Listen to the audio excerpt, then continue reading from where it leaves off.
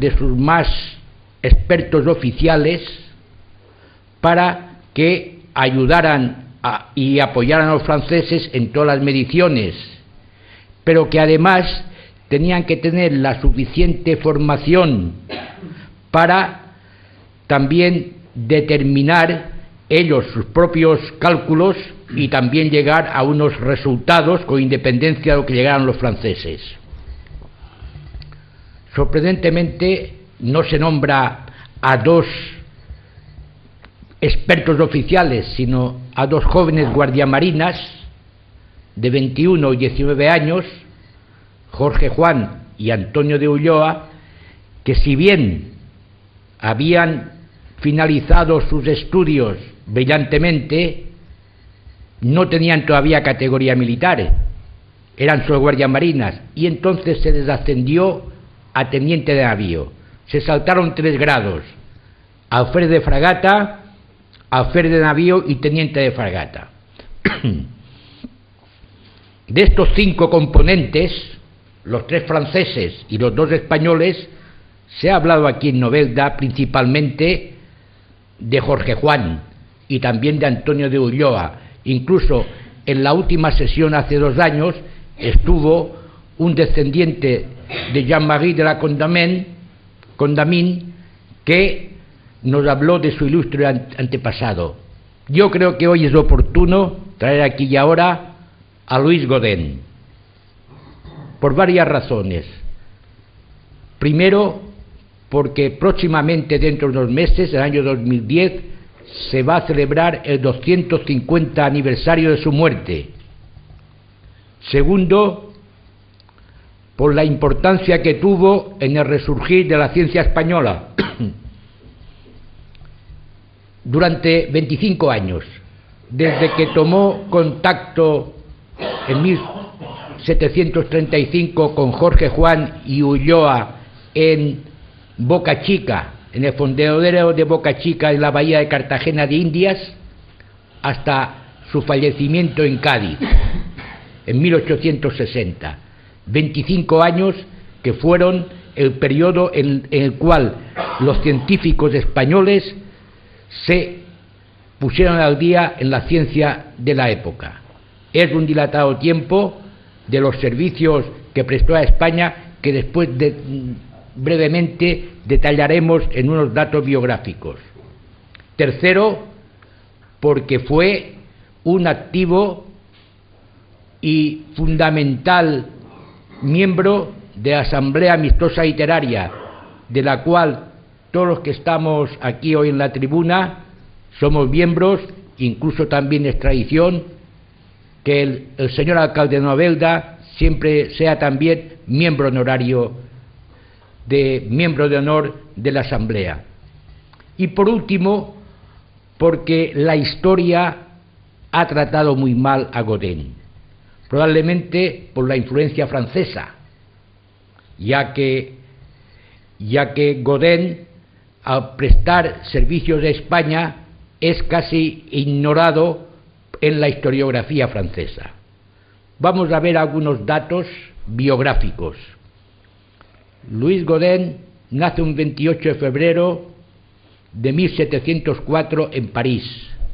Su padre es abogado del Parlamento y quiere que su hijo siga la carrera de leyes, pero él se empeña en dedicarse a la astronomía y a la temprana edad de 21 años ya es nombrado profesor adjunto de la Academia de Ciencias de París.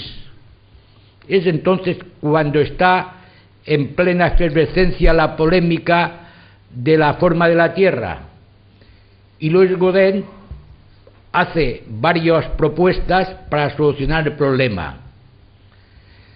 Él es el padre de la expedición, aunque mucha gente falsamente atribuye esta paternidad a la Condamine, pero él fue el que expuso la forma para hallar las dimensiones de la Tierra y el que la Academia aceptó sus teorías y puso en marcha el proyecto, aunque el principio era la expedición a los reinos del Perú para determinar la figura y dimensiones de la Tierra.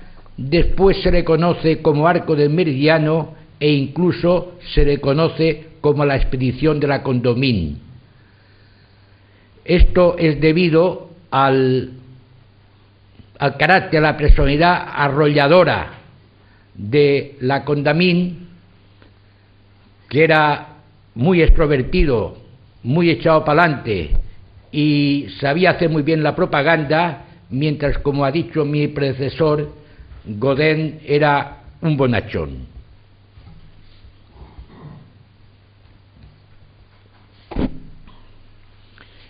En la expedición tenía que formar parte Fuchi, que era secretario perpetuo de la Academia de Ciencias, pero una dolencia de última hora hacen que le sustituya Burger.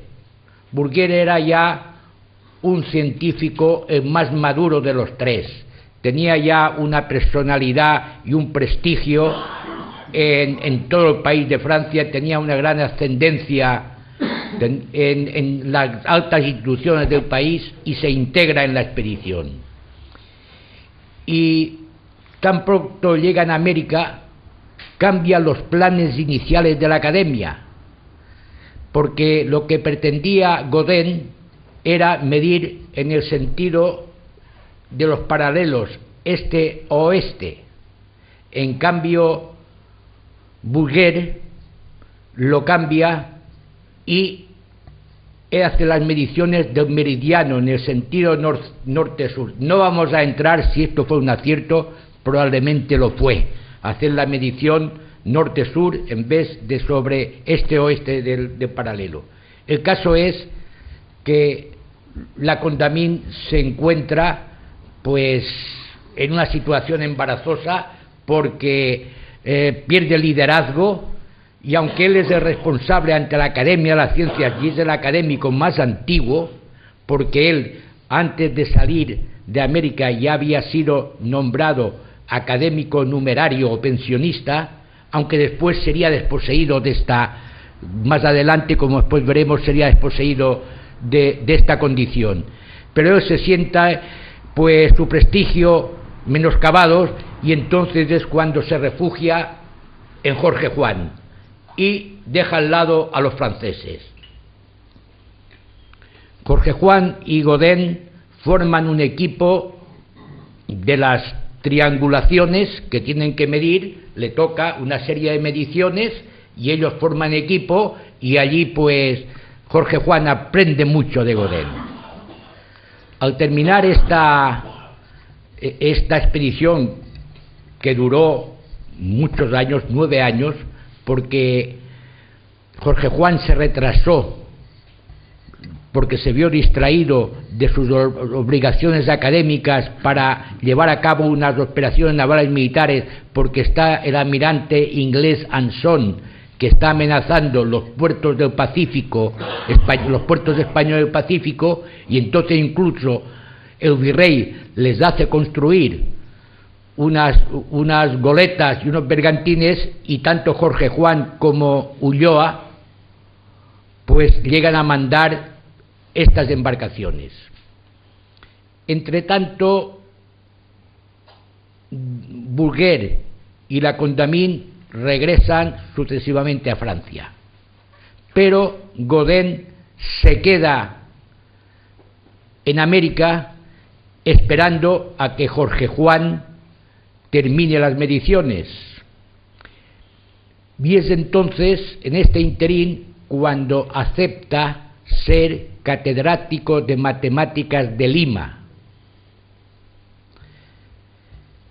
Y durante este tiempo lleva a cabo una cantidad de experimentos, de paralajes de la Luna, de medidas del peso, de mineralogía, porque era un sabio que abarcaba muchas disciplinas.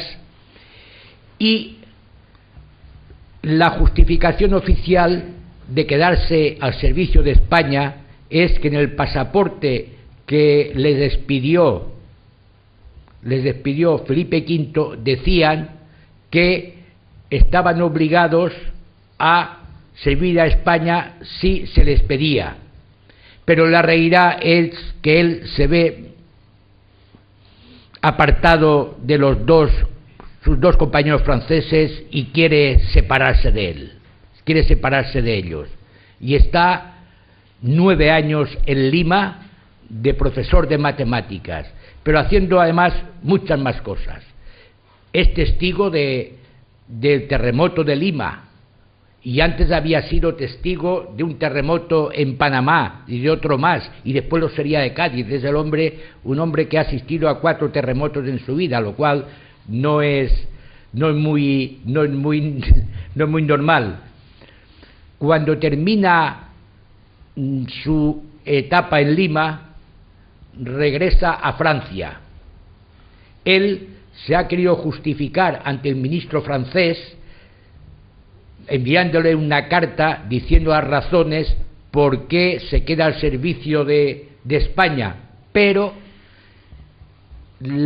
envía esta misiva en un barco que es apresado por el enemigo, y esta carta nunca llegará a París, a su destino.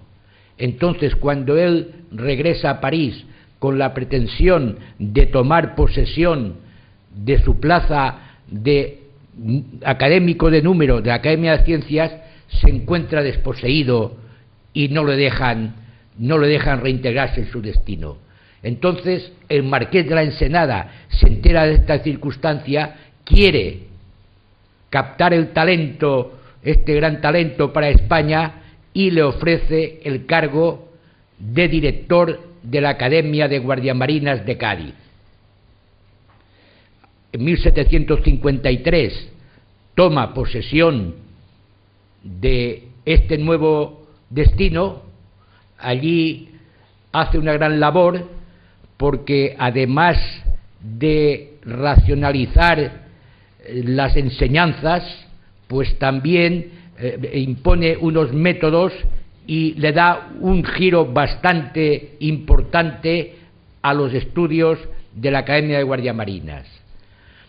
Allí enseña matemáticas, astronomía, física, y también colabora con Jorge Juan en la creación del primer observatorio en el castillo de la Villa de Cádiz, que ahora está al lado del ayuntamiento, allí donde está la catedral vieja, detrás del Teatro Romano. Allí estaba el castillo